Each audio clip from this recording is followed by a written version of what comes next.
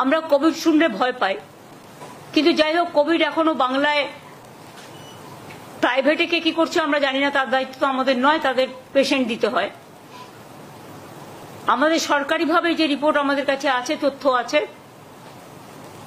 আমরা প্রত্যেককে ইম্পর্টেন্ট যারা জড়িত, পঞ্চায়েত থেকে শুরু করে, আরবান থেকে শুরু করে, মিউনিসিপ্যালিটি থেকে শুরু করে, ডিএমই থেকে শুরু করে, ডিএইচএস থেকে শুরু করে, বিশেষ করে এই ডিজিজের ব্যাপারে যোগীরাজ থেকে শুরু করে আমাদের health department, MSME department, police department, সকলে, চিফ সেক্রেটারি, হোম সেক্রেটারি, আমরা সকলকে নিয়ে কলকাতা কর্পোরেশন থেকে শুরু করে পঞ্চায়েত, রুরাল, সব ডিপার্টমেন্টকে ডেকে মিটিং করে আমরা প্রস্তুতিটা সেরে রাখলাম।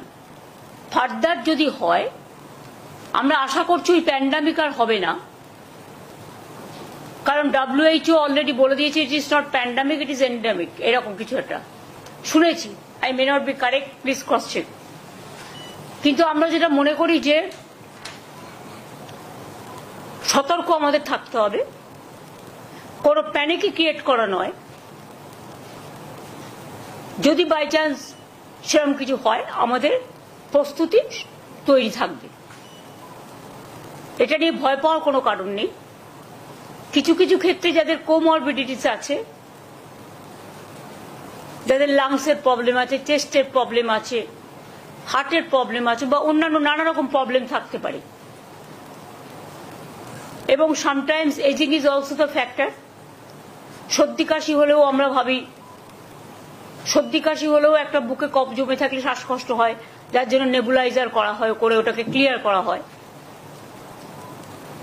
তারা ডাক্তার দেখান, ট্রিটমেন্ট করুন। সরকার আপনাদের সাথে সবসময় ছিল, আছে, থাকবে। চেষ্টা করুন সরকারি হাসপাতালে চিকিৎসা করা, তাহলে আপনাদের আননেসেসারিলি কোনো একটা অসুখের নামে বেশি টাকা খরচ হবে না। যার সত্যি প্রয়োজন তাকে যা যা দেয়া দরকার সবকিছুই সরকারি হাসপাতালে আছে।